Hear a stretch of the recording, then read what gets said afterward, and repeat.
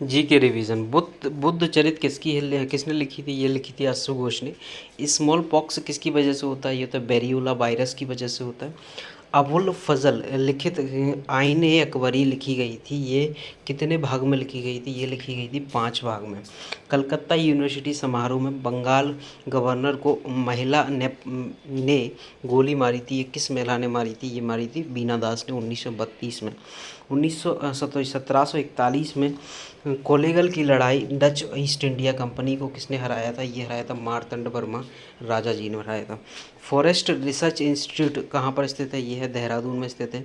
और ये इसके जो बनाने वाले या वास्तुकार कह लें वो कौन थे? ये थे सीजी ब्लॉमफील्ड थे इसके वास्तुकार।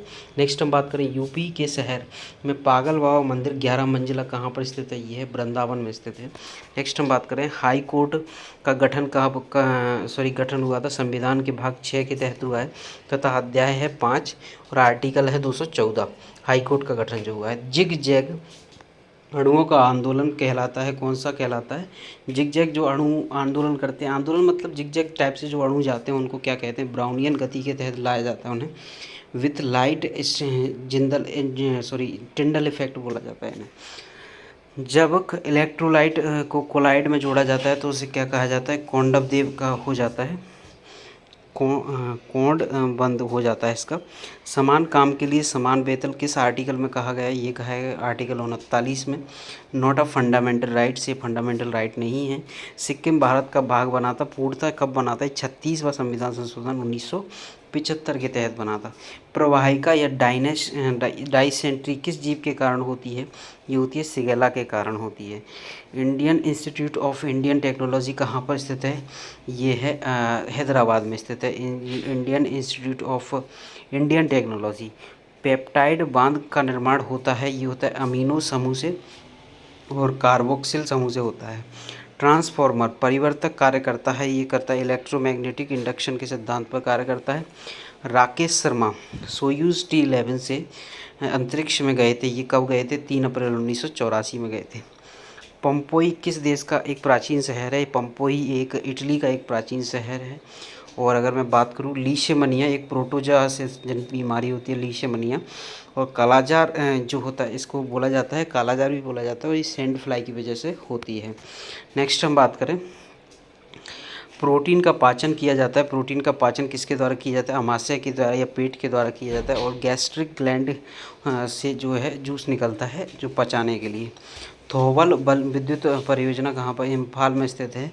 और अगर मैं बात करूँ हवा में ध्वनि हवा में ध्वनि किस पर डिपेंड नहीं करती? ह्यूमिडिटी या नमी पर डिपेंड नहीं करती।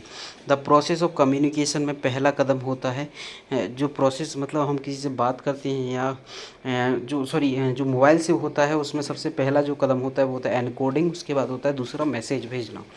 मेघालय पठार का उच्चतम बिंदु कौन सा होता है? ये होता है शिलोंग पीक होती है मेघालय जो है पठार का उच्चतम बिंदु।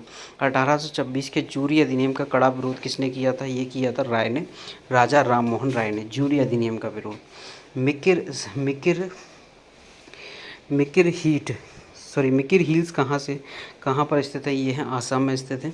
और 6वीं शताब्दी में मत्स्य महाजनपद कहाँ पर स्थित है थी? मत्स्य जहाँ महाजनपद कहाँ थी? ये थी राजस्थान में। 6वीं शताब्दी में 16 महाजनपद थी, उनमें से एक थी।